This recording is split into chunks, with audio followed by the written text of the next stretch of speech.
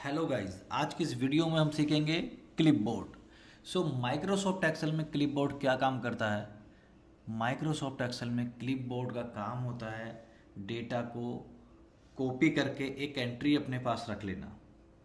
तो जैसे ही आप कहीं भी कॉपी करते हैं, ना केवल एक्सेल फाइल में, वर्ड में, पावर पॉइंट प्रेजेंटेशन फाइल में, नोटपैड में, इंक्लूडिंग गूगल से अगर कोई आप लिंक कॉपी करते हैं, कोई डेटा कॉपी कर लेते हैं, तो क्लिपबोर्ड एक एंट्री अपने पास रखता है। कहाँ पर मिलेगा क्लिपबोर्ड? आप होम टैब एक ऑप्शन यहाँ पर देख पा रहे होंगे, उसके नीचे एक ग्रुप है, ग्रुप कॉपी पेस्ट का एक ग्रुप है। यहाँ पर क्लिपबोर्ड आप देख पा रहे होंगे। इस क्लिपबोर्ड के पास में एक छोटा सा ड्रॉप डाउन है, ओके, एक एरो का निशान है, ओके। इस पे जैसे हम क्लिक करते हैं तो ये क्लिपबोर्ड की विंडो है जो लेफ्ट साइड में ओपन हो जाती है। बाकी फर्दर ऑप्शन से आप वन बाई वन करके यहाँ पर चेक कर सकते हैं कि किस तरह से क्लिपबोर्ड को आप परमिशन देना चाहते हैं। तो जो बाई डिफ़ॉल्ट है वो ये है, ठीक है। ये विंडो जैसे ही मैं कुछ कॉपी करता हूँ, फॉर एग्जाम्पल मैंने ये क्लिपबोर्ड, ये जो वर्ड है यहाँ पर मैंने कंट्रोल सी किया, तो जैसे ही मैंने कॉपी किया ये यहाँ पर एक एंट्री इसने अपने पास रख ली, ठीक है। सेकंड, टोटल अमाउंट में यहाँ पर कॉपी करता हूँ, कंट्रोल सी, फिर ये इसने एक एंट्री अपने पास रख ली। तो क्लिपबोर्ड कितनी एंट्री अपने पास रखता है? 24 एंट्री अपने पास रखता है क्लिपबोर्ड। और जैसे जैसे आप कॉपी करते रहते हैं, जो फर्स्ट एंट्री है वो डिलीट होती रहती है, वो एग्जिट होती रहती है यहाँ से, ठीक है। मान लेते हैं हम कोई वर्ड फाइल खोलते हैं और यहाँ पर हम कुछ डेटा लेते हैं, रैंडमली डेटा कॉपी करते हैं। ये रैंड फंक्शन होता है रैंडम डेटा लेने के लिए। मान लेते हैं कि हमने ये जो पहला पैराग्राफ है इसे हमने कंट्रोल सी किया, ठीक है। तो देखिए ये जो हमने कॉपी किया था वर्ड फाइल में वो भी डेटा हमारे पास यहाँ पर आ गया है, ठीक है।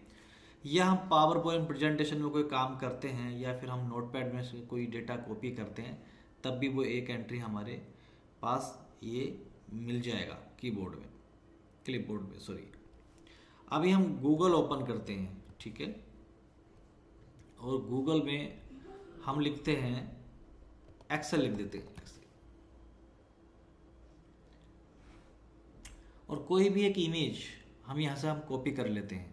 वो जो इमेज रहेगा वो भी यहाँ पर कॉपी हो जाएगा, कंट्रोल सी। अभी मैंने खाली एड्रेस बार ही कॉपी किया है, ये एड्रेस बार भी उसने यहाँ पर कॉपी कर लिया है, ओके। ये है बेसिकली पर्पज क्लिपबोर्ड का। अब हमें डेटा में कैसे लेके आना है? फॉर एग्जांपल हम यहाँ पर कुछ काम करते हैं और हमें लगता है कि हमें टोटल अमाउंट यहाँ पर लेके आना है, तो हम यहाँ पर क्लिक कर देंगे, टोटल अमाउंट हो जाएगा। या फिर जो वर्ड से MS वर्ड में जो हमने डेटा कॉपी किया था, क्लिपबोर्ड ने एक एंट्री अपने पास रखी थी और वो सेम एंट्री हमें यहाँ पर लिखनी है। तो हमें ज़रूरत नहीं है कि पार्टिकुलरली उसी फाइल में जाके हमें डेटा फिर से कॉपी करना पड़े और यहाँ पर लेके आने की ज़रूरत हो। सिंपली हम क्या करेंगे, यहाँ पर अगर हमें ज़रूरत है तो हम यहाँ पर कर्सर रखेंगे और क्लिक करेंगे क्लिपबोर्ड के इस आइकन पर।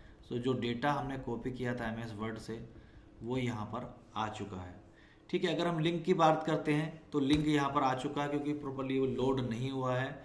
जैसे ही आप गूगल से कोई भी इमेज आप कॉपी करते हैं तो उसका लिंक आपको यहाँ पर मिल जाएगा, और आप जैसे ही क्लिक करेंगे क्लिपबोर्ड से लेंगे तब वो लिंक एक्टिव रहेगा, यानी जब आप उस पर क्लिक करेंगे तो पेज रीडायरेक्ट हो जाएगा उस पार्टिकुलर वेबसाइट पर, ठीक है। इसका एक ब्यूटी और है, मान लेते हैं कि हम एम्प्लॉय 1 से लेके 5 तक कॉपी कर लेते हैं, कंट्रोल सी। इस 1 से लेके 5 तक जो हमने एंट्री किया उससे वो एक ही इनपुट बनेगा। जैसे कि टोटल 24 एंट्री अपने पास रखेगा, इसे 1 में ही काउंट करेगा।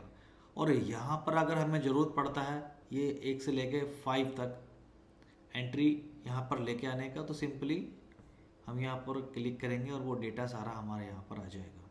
ठीक है, सो इस तरह से हम क्लिपबोर्ड का यूज कर सकते हैं।